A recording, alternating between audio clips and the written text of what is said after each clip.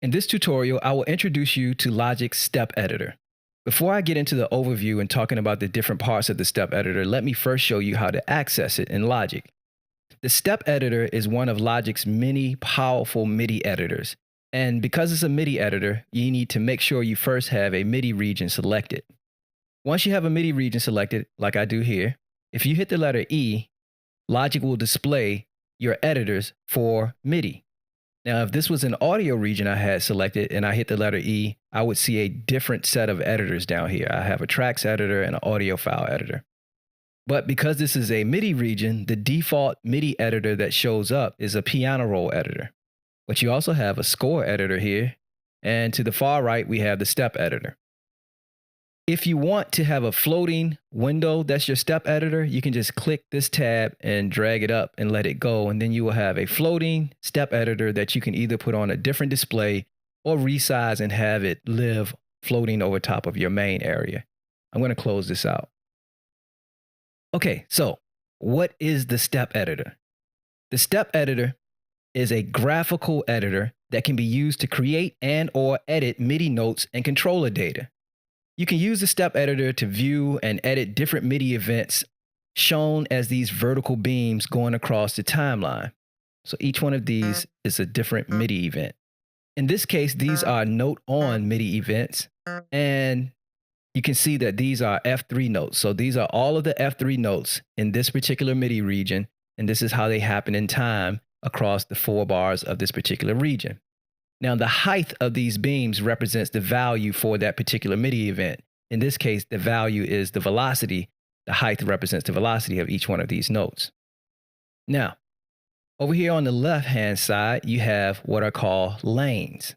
So each MIDI event type, whether it be a note or a MIDI controller, is arranged from top to bottom in horizontal lanes going across this way. Now, this is very similar to tracks that you have here in your tracks area. So I have a track for the Smoky Clav, and I got a separate track for my pop kit here. And here in my step editor, I have a lane for my F1 note. I have a lane for my A#3 note and a lane for my F3, so forth and so on for every note that is played in this particular region. Now, the type of events that are shown in a lane can be controlled and configured any kind of way you want. And we would do that in the lane parameters, which are over here in the next section, which is called the lane inspector. The lane inspector does live in your general inspector. So if you don't have your inspector open over here, you want to click this I or use the shortcut I to display your inspector. And then your lane inspector is here.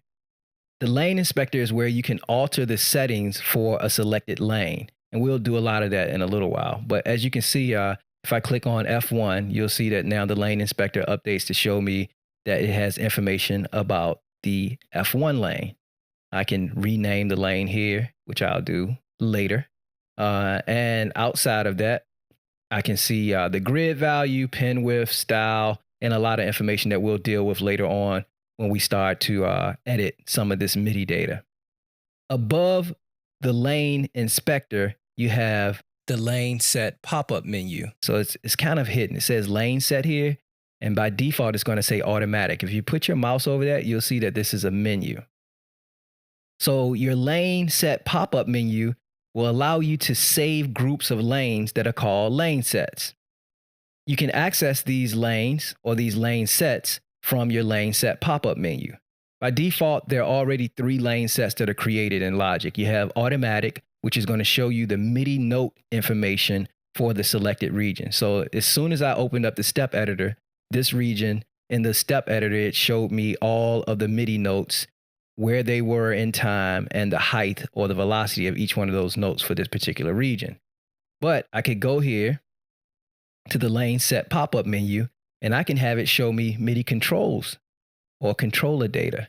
And this is where I can see any panning information, any modulation, pitch bend, channel pressure, poly pressure, program information. And what I do see is all of the velocities of all of the notes here.